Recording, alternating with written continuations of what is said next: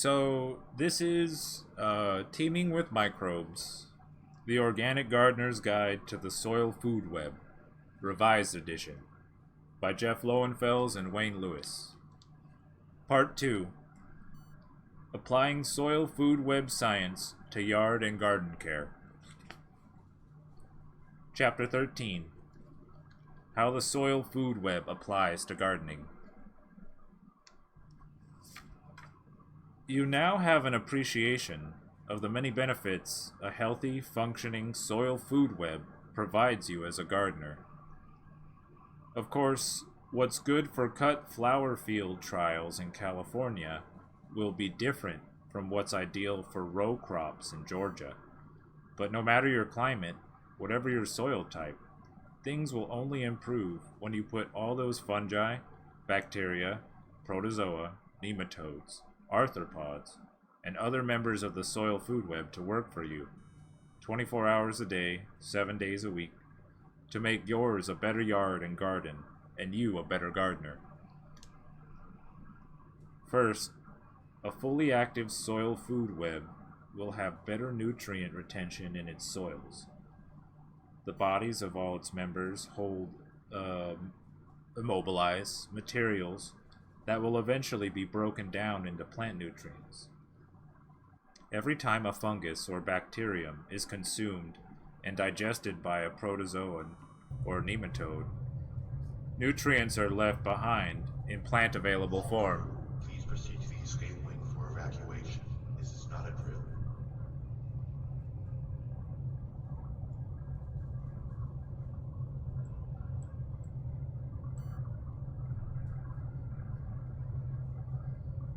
And since plants attract fungi and bacteria to their rhizospheres, the nutrients they provide are in the right location to be easily absorbed.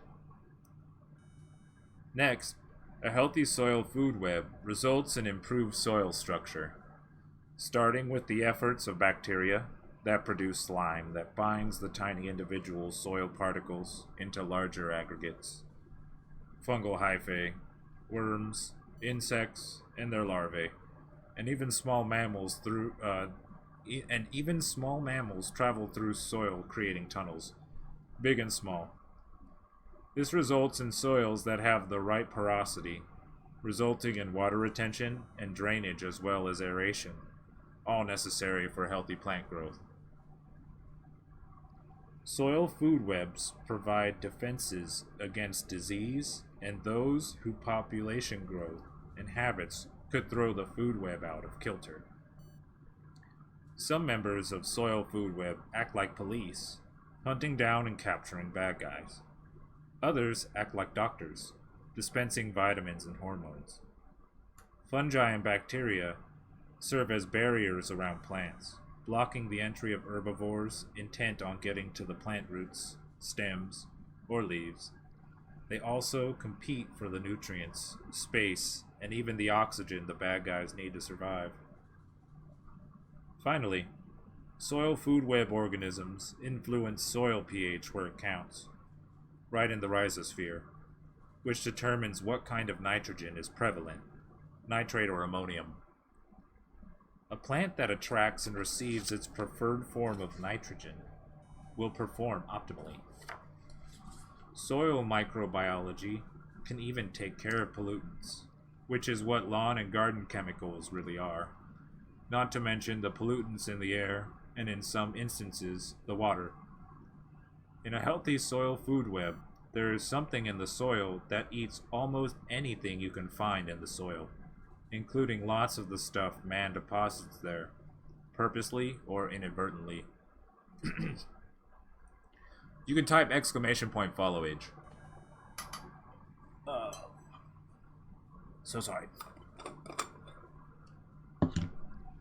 Oh. Thank you so much for the support. New rules. We have developed 19 very simple rules to guide the gardener in using the soil food web. See the appendix for a recap of the whole list. Rule number 1. Some plants prefer soils dominated by fungi. Others prefer soils dominated by bacteria. Plants need nitrogen to produce amino acids. It is crucial to plant growth and survival. This is why inorganic soluble nitrogen fertilizers do a great job growing plants even while they are detrimental to the food webs. Let me reread that. I'm sorry. This is why inorganic soluble nitrogen fertilizers do a great job growing plants even while they are detrimental to the food webs. In water solution, these nitrates are readily available to plant roots, which pretty much act like sponges. As anions, they go into water solution instead of attaching themselves to humus or clays as positively charged cations would. Sorry. Two forms of nitrogen are available to plant when there is a healthy soil food web: nitrates and ammonium. And, as in most things in life, when there is a choice, some plants prefer their nitrogen as nitrates, while others prefer ammonium. When nematodes and protozoa consume fungi and bacteria, nitrogen is released in ammonium form in the waste stream. Ammonium is quickly oxidized and converted to nitrates by nitrogen-fixing bacteria when they are present in sufficient numbers in the soil. This is almost always the case when the soils are dominated by bacteria as compared to fungi, because the slime produced by soil bacteria has a pH above 7, the right environment for nitrifying bacteria. In bacterially dominated soils, nitrifying bacteria generally thrive. Fungi foster lower pH numbers because they produce organic acids to decay organic matter for nutrients.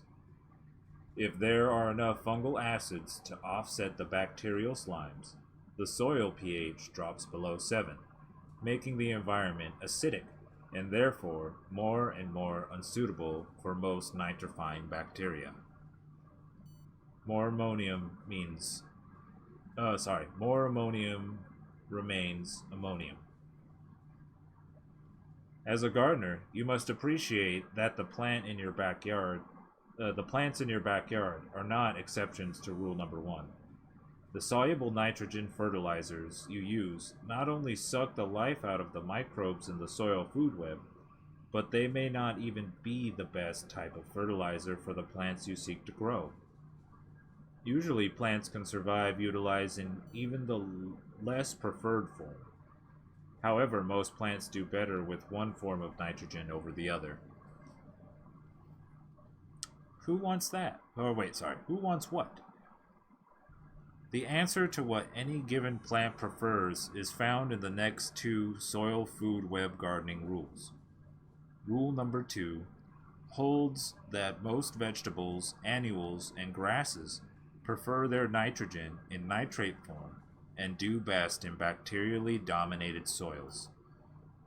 Rule number 3 points out that most trees, shrubs, and perennials prefer their nitrogen in ammonium form and do best in fungally dominated soils. These 2 general rules take the guesswork out of what could have been one of the most difficult things about starting to garden with the soil food web. The rules make it easy to figure out what likes what, but once you understand what is behind them, you will appreciate them even more. Early succession communities are bacterially dominated. As more and more organic litter accumulates in the waste products from these organisms and the plant life they support, fungal spores finally have enough nutrients at hand to germinate. With a place to take hold and the resources to support themselves, the resulting fungi thrive.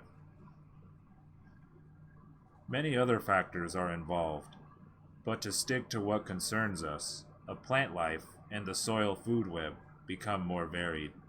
Fungal numbers increase, and more short-lived plants, like annuals, give away more permanent perennial grassland plants. give way to more permanent perennial grassland plants. More organic matter is produced, providing food for ever-increasing fungal populations. Shrubs move in, followed by soft hardwoods, expanding saplings, mature hardwoods, and finally the kind of conifers you find in old-growth forest. All the while, fungal biomass grows in proportions. All the while, fungal biomass grows in proportion to the bacteria, which cannot possibly compete because they are limited to digesting simple sugars and other carbohydrates, which are in limited supply given the ever increasing mass of more complicated plants full of lignin and cellulose. Moving from the beach, so to speak, to grasslands, to old-growth conifers, fungal dominance increases in the soil each step of the way. Part of this increase is explained by the tentative nature of early plant life. It is hard to form mycorrhizal relationships with plant roots when the plant dies after only a short period of time. You might as well live on your own, as there is no advantage to a partnership. It appears there is almost the same number of bacteria, 100 million to 1 billion, in a teaspoon of garden soil, prairie soil, or forest soil. The difference in dominance of fungi over bacteria generally has everything to do with the increase in fungal biomass, not a decrease in bacterial biomass. Plants that would normally grow near the beach side of the continuum prefer bacterially dominated garden or yard soils, and those that grow toward the other end, the old-growth forest side, do best in fungally dominated soils. The transition occurs in the prairie plants, which like a balance between the two. This is analogous to your lawn grass, incidentally. Yeah. Another way to figure out what kind of nitrogen a given plant will prefer is to consider how long it lives. If it is only to be in the ground for a season, as are vegetables and annuals, then you know the preferred form of nitrogen is nitrate. Anything in the ground for a year or more is usually going to prefer greater amounts of ammonium. This makes sense as well. Remember, bacteria numbers stay pretty much the same in all growing environments. It is the increase in fungal biomass that changes the ratio. Fungi are very fragile organisms and take time to grow. If they are mycorrhizal fungi, which many soil fungi are, then they have to have a live root with which to associate. The longer that root is alive, the longer the mycorrhizal fungi will be, so to speak. It might not be longer, but rather may have more branches.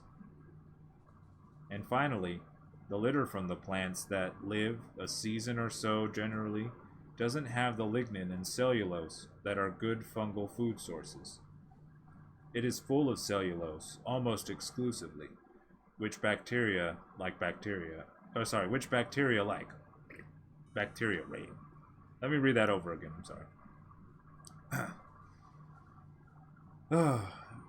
And finally, the litter from plants that live a season or so generally doesn't have the lignin and cellulose that are good fungal food sources. It is full of cellulose almost exclusively, which bacteria like. Bacteria rate.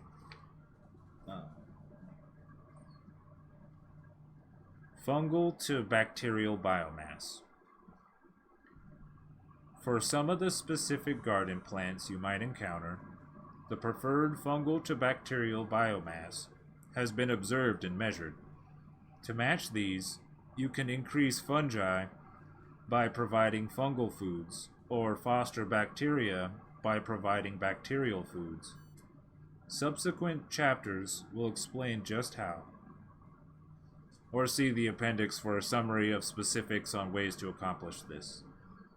If you are a vegetable gardener, you need to aim for a biomass that has slightly more bacteria than fungi.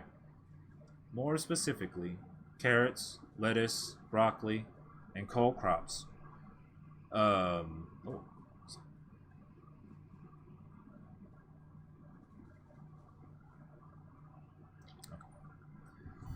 um,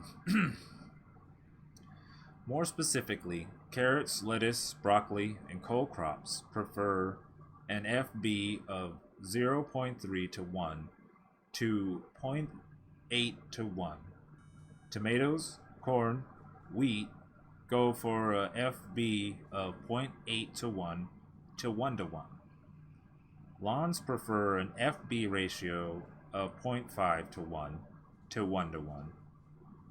Agricultural testing labs will test your soil and provide you with an FB ratio. Trees require a higher FB ratio. Forest soils, in which many of our the landscape trees and shrubs originated, have a biomass of fungi over 100 times the biomass of bacteria. Conifers require the most fungally dominated soils with an FB of 50 to 1 to 1,000 to 1.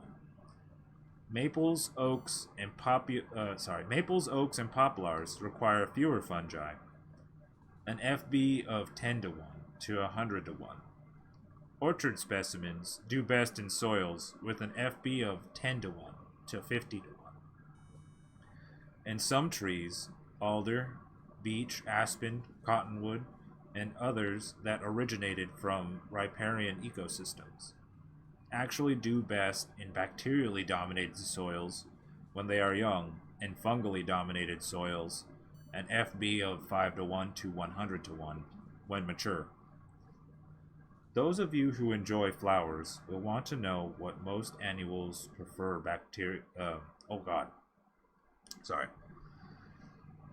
Those of you who enjoy flowers will want to know that most annuals prefer bacterially dominated soils, which while most perennials prefer fungally dominated soils. Again, the length of time a plant lives influences the rules.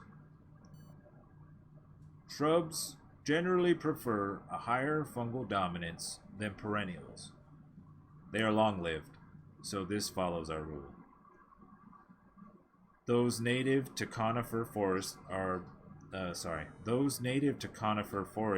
opposed to deciduous forests require high FB ratios. Rhododendrons, for example, require very strong fungal dominance, while a cotoneaster or lilac requires less. There are more rules to come, but don't forget rules 2 and 3 because management of nitrogen is fundamental to success in the yard and garden. Okay, that's cool. Sorry, I got a drink.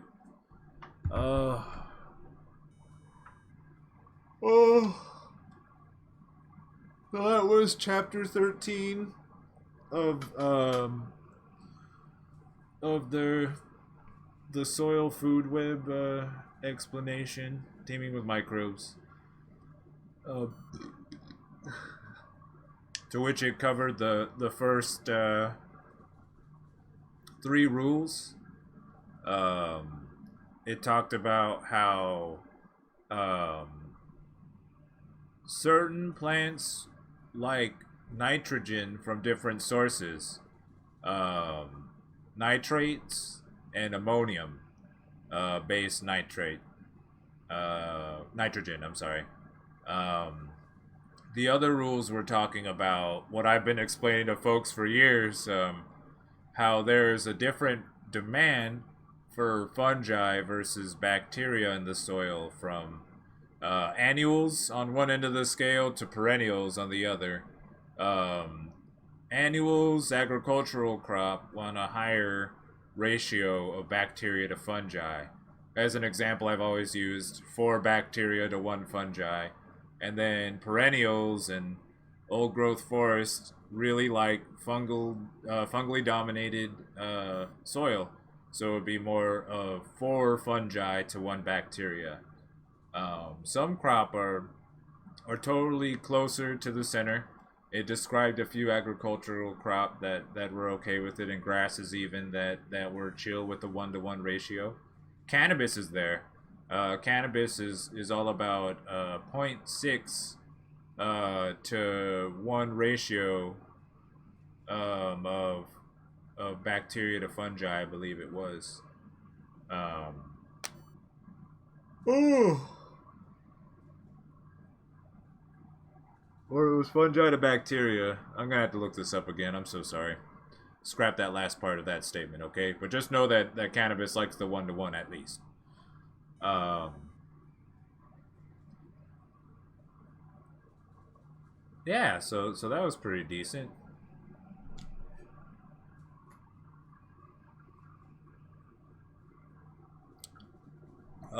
Tending to what's in the soil versus incorporating fertilizers into your soil will have a stronger chance of success.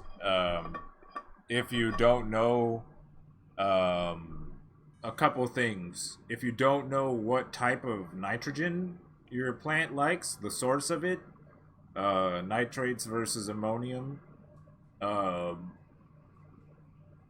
you'll have a bad time.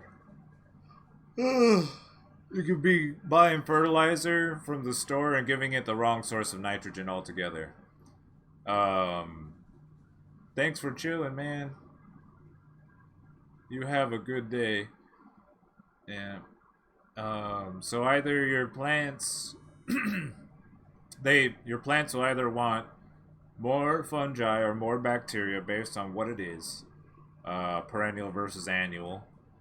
The ratios are different, and then this is the thing: the ratio of fungal biomass to bacterial biomass isn't determined on like something where there's like decay. Uh, what was it? The scale for bacteria only goes so high, and then the scale for fungi is like much greater, if you will. Yeah. So like there wouldn't really be too much of a situation where you're like fucking going ham on that stuff. Uh, Copious amounts of bacteria to complement your fungi. Is the dummy way to say it. Sorry, I'm high.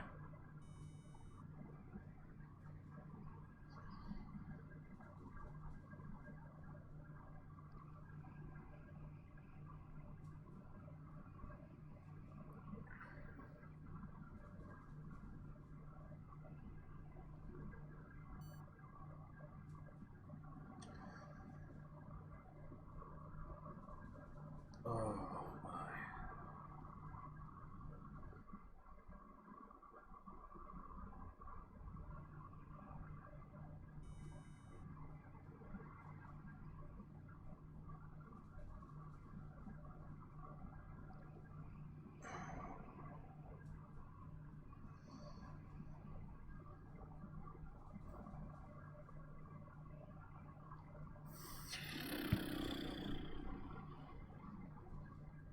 Alright. I'm gonna do it. I'm gonna get a bong rip in before I read the next chapter. Um, the next one's pretty hefty, so we gotta take it slow. Um, we're simple gardeners and appreciate the plants, plant life, and are trying to learn more about it. Don't feel bad if I start going off on something and you don't understand it. There have been a couple statements that I've been able to pronounce properly, but not fully retained. So, um, yeah, no worries, no pressure. We're just stoned and trying to learn about dirt and the things in the dirt and how it makes the plants like better.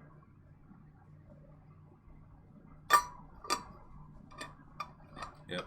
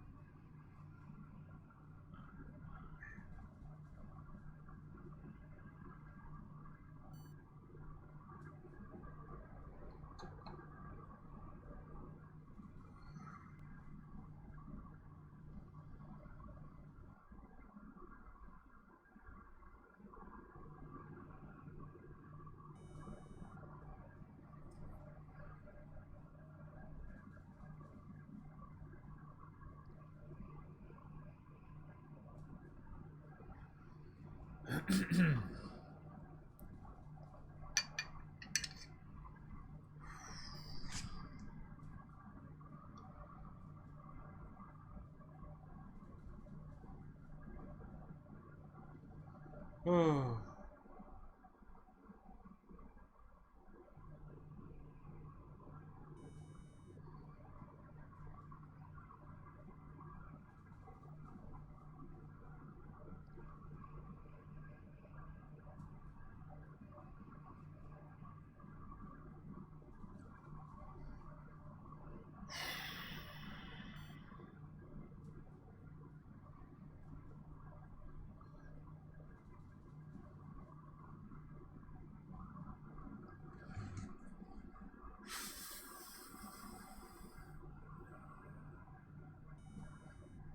Yeah. Yeah. A tea break really isn't something that you have to do long. As um, like the thing that's happening is that your body is comfortable with that combination of cannabinoids, terpenoids, flavonoids, and your level of intake. If you reduce your level of intake, the same cannabinoids, terpenoids, and flavonoids in combination will have a greater effect. It's only in your system for like an hour to 3 hours or so, maybe. And then when you consume it orally, it's longer. Um, and it's a thing where we have this system in our body, and it's like a bunch of outlets. And you could only connect to them with a one plug. So once all of those outlets have been connected with plugs, you can't plug in anything else. Um, so if you just kind of toned down what you were partaking in or changed it up with the cannabinoids, flavonoids, terpenoids, then you'll get a little bit of that.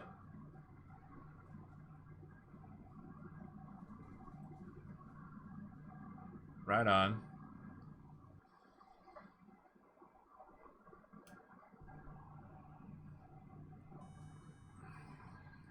There's no number, boss. Yeah, I can't give you a number.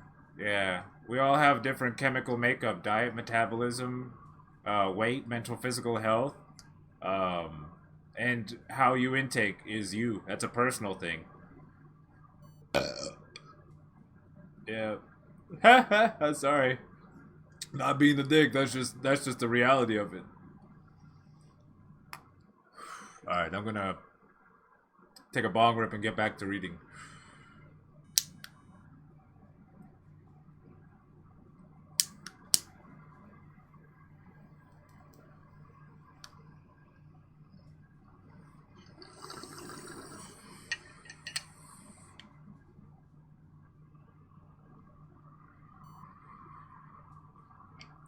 Cheers.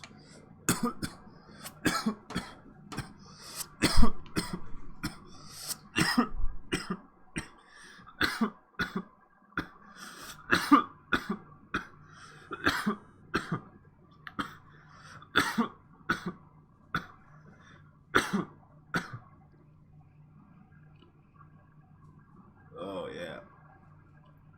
Yeah, it's just spanning it out. That's really what it is. Like you don't have to. Well, I can say this. Like some people go for like a month or something. That's cool. You don't have to. Try a couple days. If that didn't do it, try a week. I highly doubt that any more than a few days to a week um, is necessary.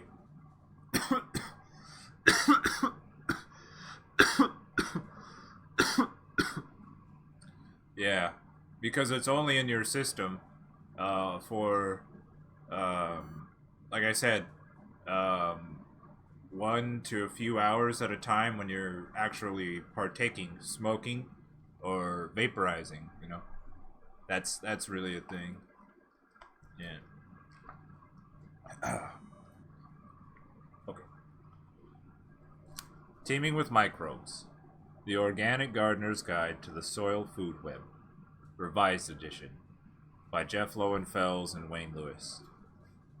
Part 2, Chapter 14. What do your soil food webs look like? If you're going to use the science to which you have just been exposed, the first thing you need to know is the current state of the soil food web in your yard. Once you have a base established, you can figure out what needs to be done in order to end up with the best possible soil food web for whatever you happen to be growing. Take a census. Did we say soil food webs, plural? At this point in the book, this should not be a big surprise. Different plants produce different exudates that attract different bacteria and fungi. These, in turn, attract varying predator organisms. So, as you would expect, the soil life around the roots of trees on one side of your house is going to be completely different from what surrounds the roots of your vegetables, which is different from the soil life that supports your lawn and possibly even the same trees on the other side of your property. Yeah. Areas that have been exposed in the past to commercial fertilizer will have less soil life than areas kept in a natural state. Parts of your yard that have been heavily compacted or frequently rototilled will have fewer fungi and worms than the areas that you've left alone. You may have an orchard or a foundation planting on conifers. It is important to figure out what life makes up the various soil food webs in your yard. In order to do this, you must go hunting in the soil and take a census of what is there. The images in this book have forewarned you. You may find things in your soil that, upon closer examination, will scare the daylights out of you. In general, we advise against putting anything under an electron microscope.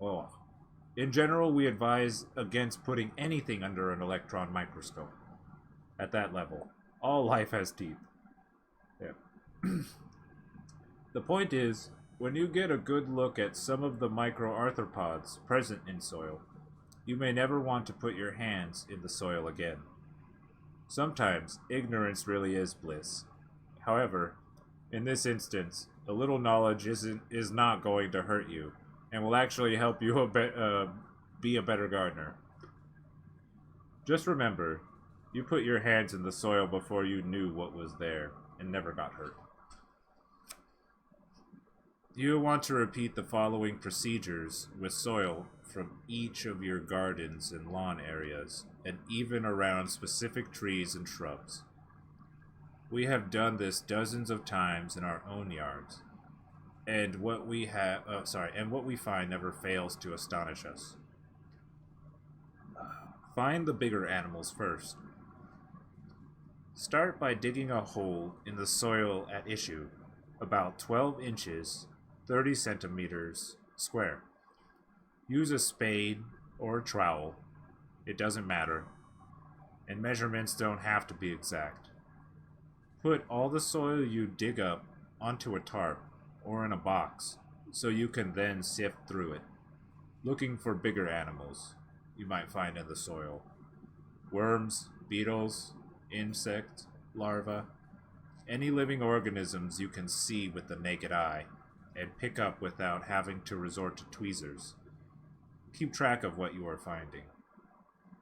None of us are trained at identifying all the organisms in our soils, and frankly, the variety of them is so great as to beyond the scope of this book.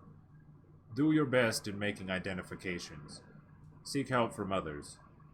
In time, you will become sufficiently proficient for the purpose. This is new stuff, and just being exposed to it will make the learning experience easier. It didn't take us very long, and it won't take you long to become familiar with soil food web organisms. If you find worms or their castings, it is a good sign. Remember that worms serve as foods for small mammals and eat bacteria, fungi, protozoa, and the occasional nematode. If worms are in your sampling, most probably a whole set of soil food web organisms are busy at work in that soil, and it's probably good, rich, organic, nicely textured soil at that. Similarly, the presence of millipedes and centipedes, beetles, spiders, springtails, even a few slugs and snails, indicates a healthy soil food web. If you encounter these, you have a good head start. You are already teeming with microbes, not to mention macroarthropods and worms. To make sure you are really capturing what is in your soils, however, you need to set soil traps. Many soil food web organisms roam at or above the surface of the soil for all or part of the day. To count as many of those as possible, you'll need to bury a quart-sized container in the soil so that its lip is at ground level. If you are in a rain country, prop up some kind of cover. An open umbrella will do, to keep water from getting into the tarp. Next, pour in half an inch of animal-safe automotive antifreeze, or toss in a mothball or two, and leave it alone for several days to a week.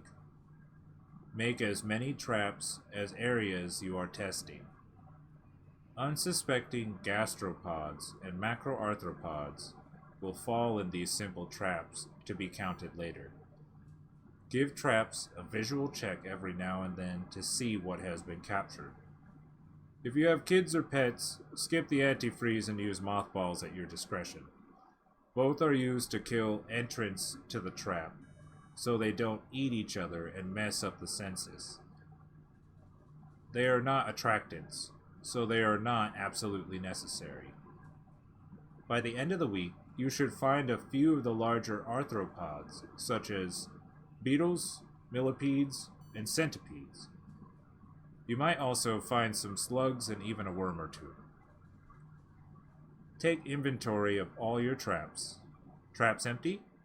This means you need to do a lot of work to restore the soil food webs in your yard. If few of the larger participants in soil food webs are present, some link or links before them on the food chains that make up the web are missing. Count the smaller organisms. Surveying the microarthropods requires a different kind of trap. A Burley's funnel, named after Giovanni Burley's, 1863 to 1927, the scientist who invented it. You could easily make your own Burley's funnel. First, cut the bottom off a liter-sized plastic bottle, the kind soda or juice comes in. Turn the bottle so the drinking end is facing down. This is the funnel. Next, place a 2-inch square of window screening with openings approximately 1/16 to 1/8 of an inch, 1.5 to 3 millimeters, inside the bottle so it settles in the neck. Nothing larger than the opening of the screen will settle through. Next, set the mouth of the bottle into a quart-sized container. The container has two purposes. The first is to act as a repository to collect the organisms that fall into it through the screen and down the neck of the funnel. The second is to hold the funnel and give it stability. It is, after all, an upside down soda bottle and doesn't balance very well. We use large, recycled yogurt or cottage cheese containers because they are just the right size to hold such a bottle and are really easy to come by. The next step is to fill the funnel with soil and duff, the organic debris that is on the top few inches of many soils. Oh, sorry, let me reread that. The next step is to fill the funnel with soil and duff, the organic debris that is on the top few inches of many soils. Start with a particular garden or your lawn and sample down to about 8 inches, 20 centimeters. If you want to do things a bit more scientifically, pour a bit of antifreeze or ethyl alcohol into the holding container so it just covers the bottom. Either of these will kill all the organisms that fall in so they don't eat each other before you get to observe your catch. You can skip this step with no fear of the critters leaving the container. The plastic is too slippery. A few organisms will be lost to cannibalism. As the feeding frenzy that goes on in the soil continues in the container, this can be a morbidly fascinating show. Next, apply heat. This gets the life in your mixture to move from the soil, where it is perfectly comfortable, down into the container. Suspending a 40 to 60 watt light bulb over the open end of the funnel, or placing it under the existing light source of similar wattage, accomplishes this. The top of the funnel should be about 6 inches, 15 centimeters, from the source of the heat. Be careful. You can have the best soil food web going, but if you burn the house down by overheating the materials in your Burley's funnel, your spouse is not going to be happy, no matter how well the garden turns out. Turn on the bulb and leave the Burley's funnel undisturbed for at least 3 days. Its light and heat will drive the soil organisms down through the screen into the wading pool in the container. Some folks put a few mothballs on the top of the soil instead of using the heat from a light bulb with the same results. A mini stampede of microarthropods and other organisms into your observatory. Sorry. Let me say it again. Oh gosh, I'm stoned. Some folks put a few mothballs on the top of the soil instead of using the heat from a light bulb with the same results. A mini stampede of microarthropods and other organisms into your observatory. You can peek as often as you want, but don't stop the process for a minimum of 3 days. A week is best, if you expect to get all life you can get into the container. Now it's time to count the catch. Your best bet is to look at the container's contents with a magnifying glass or a macroscope, a monocular that allows you to stand back at arm's length but view the trapped microarthropods and occasional gastropods as if they were only a couple of inches or so from your eyeball. What astonished us, and frankly, despite all the research we have done for this book, remains just as amazing. The first time we did this were the number of living things we saw. Mites, the larval stages of half a dozen animals, tiny beetles, springtails, and more. We simply had never seen most of these before. One might expect this to be true when the subject matter involves microbes, but as lifelong gardeners who have lived a fairly long life and spent an awful lot of time digging around in the soil, we thought we knew what was living there. How wrong this proved to be. We are pretty sure you will be equally amazed and feel the same kind of astonishment. Since populations of micro and macroarthropods are different in different areas and and since it is important to have at least a general idea of what is normally in your soil food web, you may need to contact your local cooperative extension or other governmental agricultural agent for information on what you have collected. You could also contact the nearest university, and many resources are available on the internet. TBH, I think since this book has been written and revised, there are more people that are willing to come out and do testing for farms and stuff that you can contact. Admittedly, these censuses are not perfect. You're catching what happens to be going by at the time the traps are set, but it is a snapshot of at least the mobile members of the soil food web. A diverse and numerous population of microarthropods in the catch basin of a Burley's funnel is a good sign things are on track and suggests good populations of microorganisms too are present. Similarly, a lack of diversity in numbers should cause some concern. You'll need to do some work to return them. Counting microorganisms. How do you assess the population of microorganisms, which are, after all, the major source of nutrient retention and cycling in the soil food web? The numbers of nematodes, protozoa, bacteria, and fungi will help tell you what nutrients are available to your plants and the ability of your soils to mineralize and immobilize these nutrients. If you knew what is in the soil, you know what is missing. But when it comes to the microorganisms, we will be the first to admit that you will not be able to determine precisely what is in your soil, even with a powerful microscope. You will be able, however, to identify nematodes, some protozoa, and algae, and at least see, but not identify, bacteria. Exact measuring is best left to the professionals. Yeah. But first, let's make some inferences. Did I say that right? Oh god. Inferences.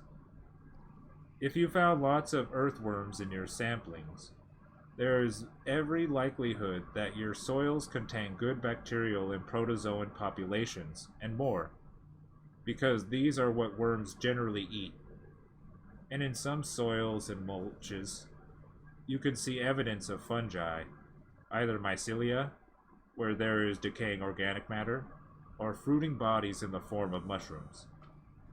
If you already care for your property without the use of pesticides, fungicides, and salt-based fertilizers, you know that organic matter placed in your yard and gardens decays rapidly, within 6 months in a temperate zone.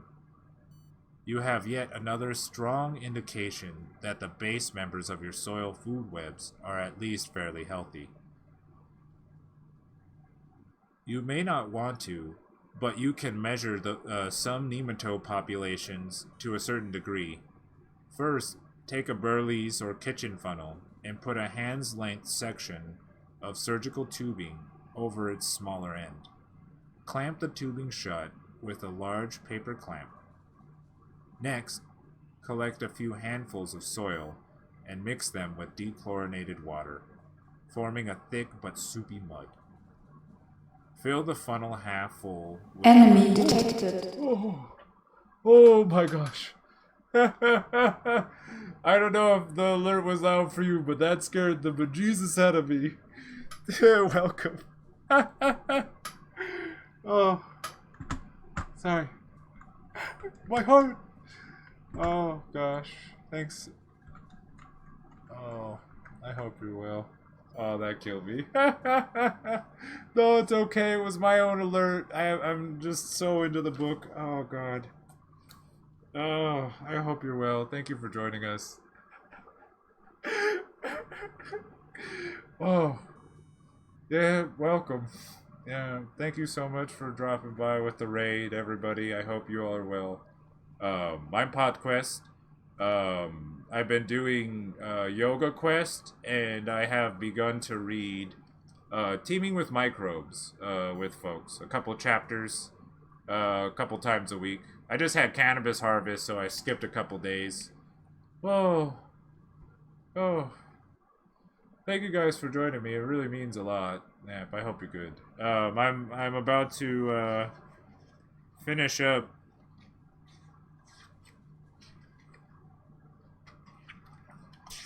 Yeah, literally finish up what I'm reading right here. We can have ourselves a bowl.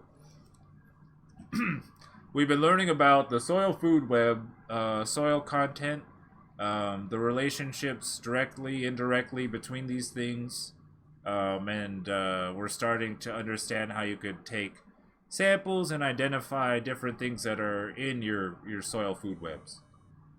Thank you. Yeah. You have a good sesh.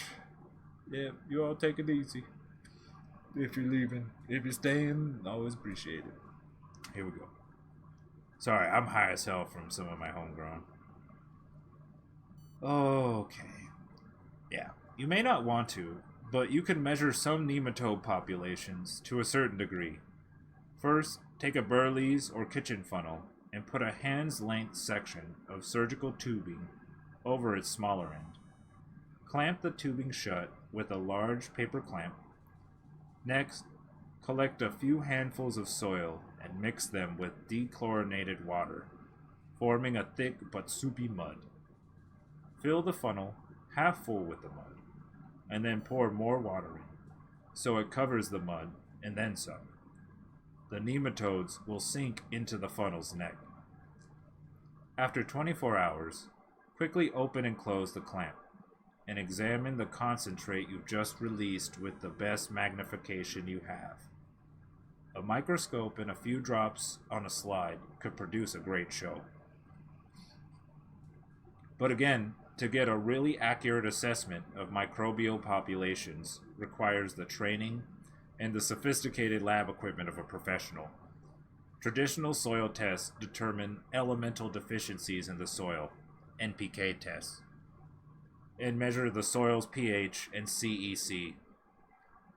These are useful, but for soil food web purposes, quantifying the amount of fungi and bacteria, especially, is critical. It is pretty easy to get soils tested for nematodes by almost any lab that does agricultural soil tests, and protozoa can be seen in relatively inexpensive microscopes.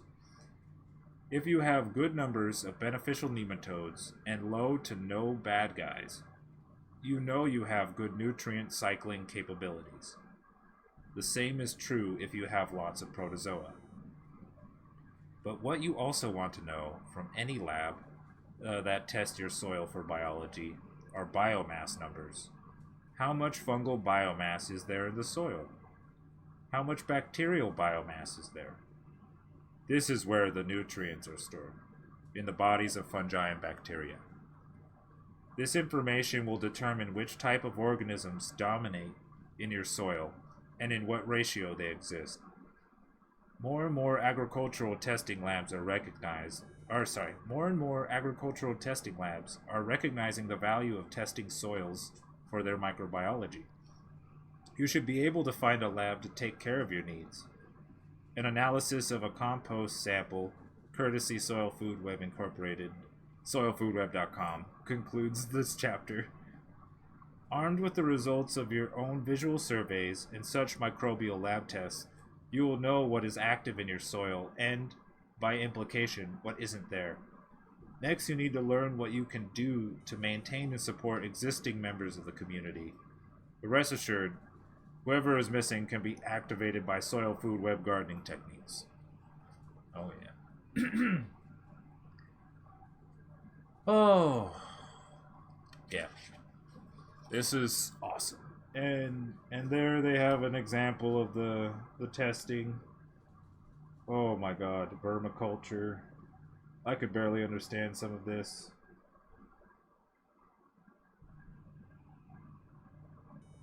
Total bacterial biomass. 4.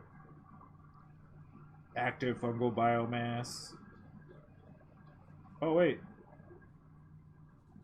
Oh, okay, so it's 4,000 to 4,928.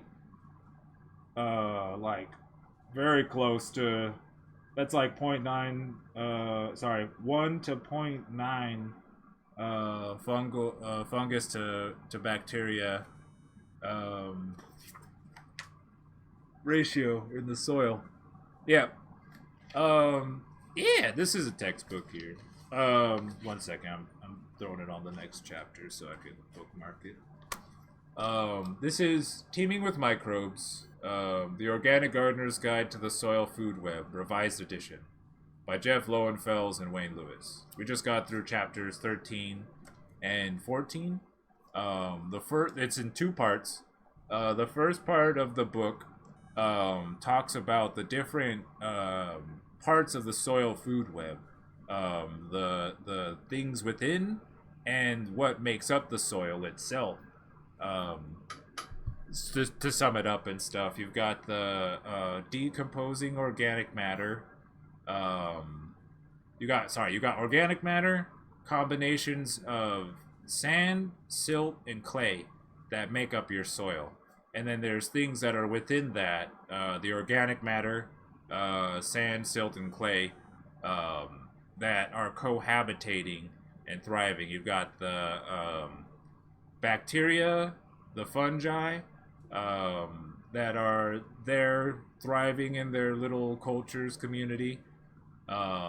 Those are collecting matter and converting chemicals, making nitrogen in the soil, immobilizing nutrients in their bodies. They essentially are fertilizer bags. You have other critters in the soil food web, protozoa, the ciliates and flagellates, that are consuming those bacteria, fungi. You've got other microarthropods doing the same, going after the protozoa and such. And then you have nematodes as well, that are going after the whole shebang. Fungal, like, yeah, nematodes that are fungal predators, predators to bacteria, the cannibalistic ones, and some that are just like omnivores and just eat whatever. So these all are living within the soil and committing to relationships, directly and indirectly. And we had discussed that. We had read about that in the first part of the book. Essentially, I described the bacteria and the fungi as the fertilizer bags. They're collecting material, converting chemicals, nitrates and ammonium to nitrogen and shit, and immobilizing available nutrients. You have the protozoa and the nematodes. Oh my. There you go. You have the protozoa and the nematodes and the microarthropods consuming the bacteria and fungi and consuming each other. In return, spreading the fertilizer from the fungi and the bacteria and the other stuff. The fertilizer bags are opened and released through consumption, digestion, and exudates. There's certain things that each of these different things could go after and others cannot. You know, like the bacteria can break down like sugars and carbohydrates. They could eventually get at cellulose. Fungi are slower to the punch to grab that kind of stuff, but they can get down on the cellulose and like thicker shit. Lignin is something that was described there. So depending on the ratio of bacteria and fungi in your soil is one thing, and then the other populace, what else is there, helps make the soil healthy in multiple ways. I talked about mainly the conversion of chemicals, nutrients in the soil, and the dispersal of it through consumption. But there's more to it. Like I was saying, there's also the relationships directly and indirectly. Some of these larger critters, the protozoa, the microarthropods, macroarthropods, and nematodes, are like taxis in the soil as they go about doing their business in the soil and stuff.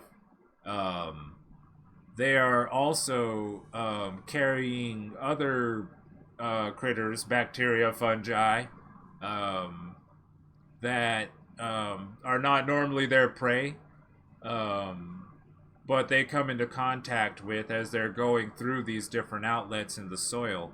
As they're traveling through the soil, they aerate it.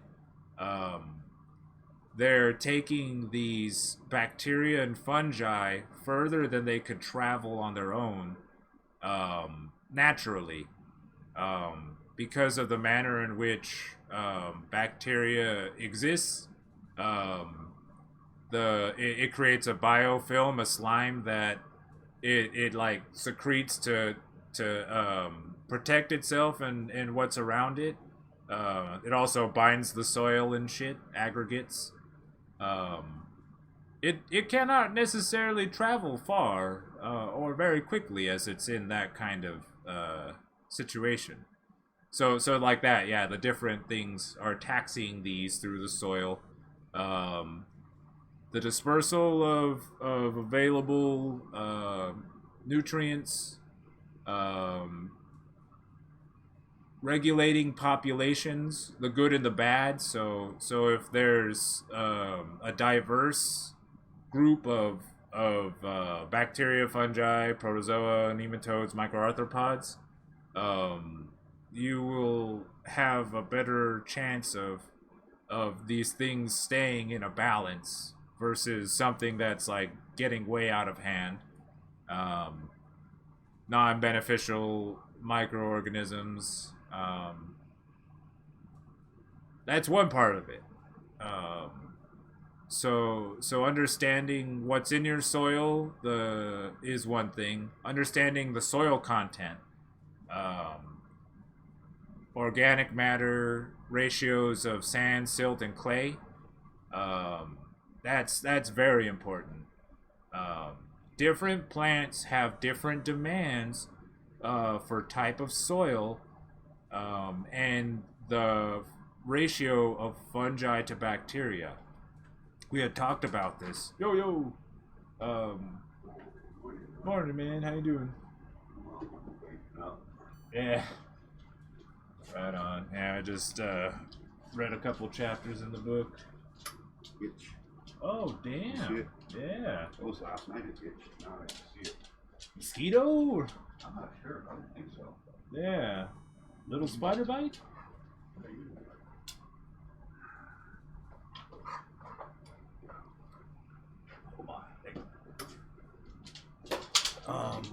So, hey, don't push those buttons back there. Sorry, the dog's in the spaceship.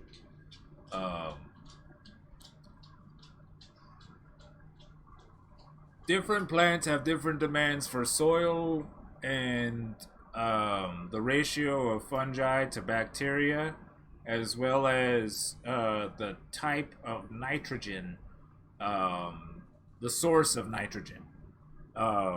If you can understand these things, the demands for the plant, then you could have a great time growing it with less work involved. That was something that is emphasized here, is that if you are able to identify what's in the soil base, promote a healthy soil base, it essentially does all the work itself, you know.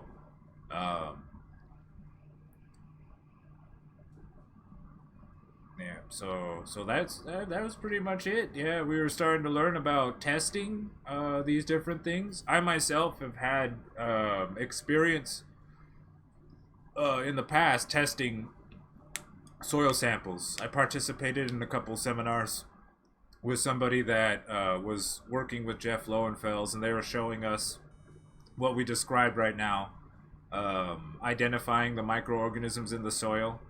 I've taken soil samples, run them under a microscope, and took note of the amount of nematodes, microarthropods, and tried my damnedest to see if we could spot bacteria. Um, to which I don't think I really got a good look at bacteria as far as I remember. I have seen nematodes and I've seen nematodes, ciliates, and flagellates under the microscope. That was really cool. Um, the ciliates are oh hell yeah!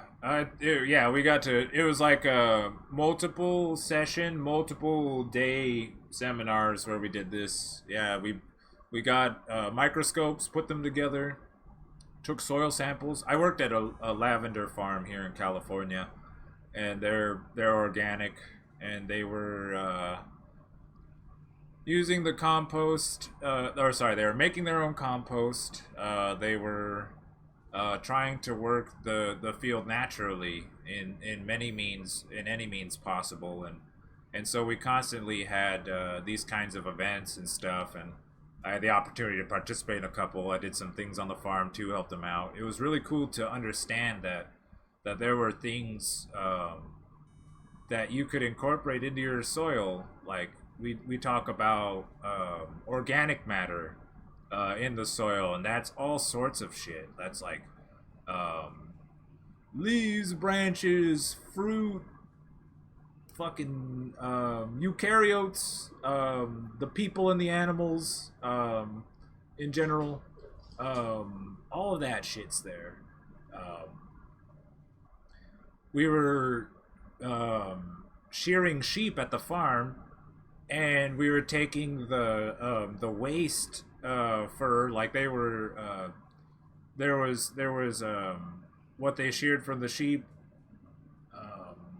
to be spooled into yarn, to be spun into yarn, um, and there was like dirty layers of this wool, um, and we took that and threw it into the compost because there was bacteria that was in the wool and the fur that was great for the soil and awesome for moisture retention.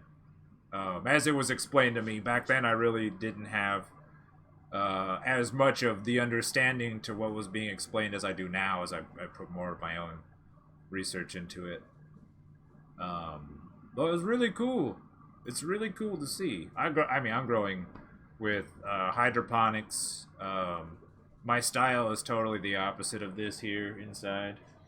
We're trying to grow more naturally outside. We have more of the um, like outdoors. We have a couple garden beds now that are just no-till. We repurpose our soilless medium and combine it with compost that I make in the backyard. And what would normally do is just chop the plants at the top of the soil and let the rest decompose back into the soil base. Feed the microorganisms there. You know, there's this thing to just a little bit more before I stop talking about this and get high again.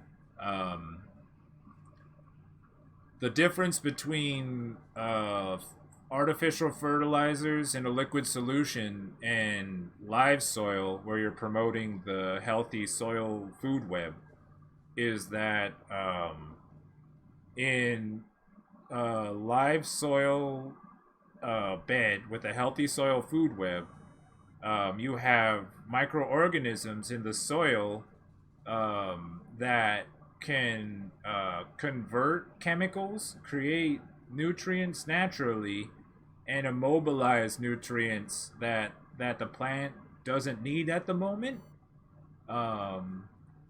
versus artificial supplements where you're watering your plant. The root's gonna take in what it can catch. Like I do top feed drain to waste with solutions, so I'm watering, and the roots will collect as much as it can from what's water, what it's being fed, and the rest will drain and leave. And it's essentially like, you know, it's getting the food, but it's not going to retain that. And you have to continually feed, you know, continually give it food versus tending to the microorganisms in the soil, which they're there, they're established, they're doing their thing. You're probably just watering, you know, keeping the soil wet. Everything else is just working along. There's the mycorrhizal fungi committing to mycorrhizae association. The relationship between mycorrhizal fungi and plant roots to produce nitrogen. Same thing with the bacteria. Yeah. Thanks for joining us. So much about it. It's really cool to learn and understand and appreciate, you know. Thank you for hearing me out. Thank you guys for sticking with us while we did the thing. Yeah, I gotta remember to save this for later. I gotta remember to save the other chapters as well, or reread it, because they delete videos on Twitch after 2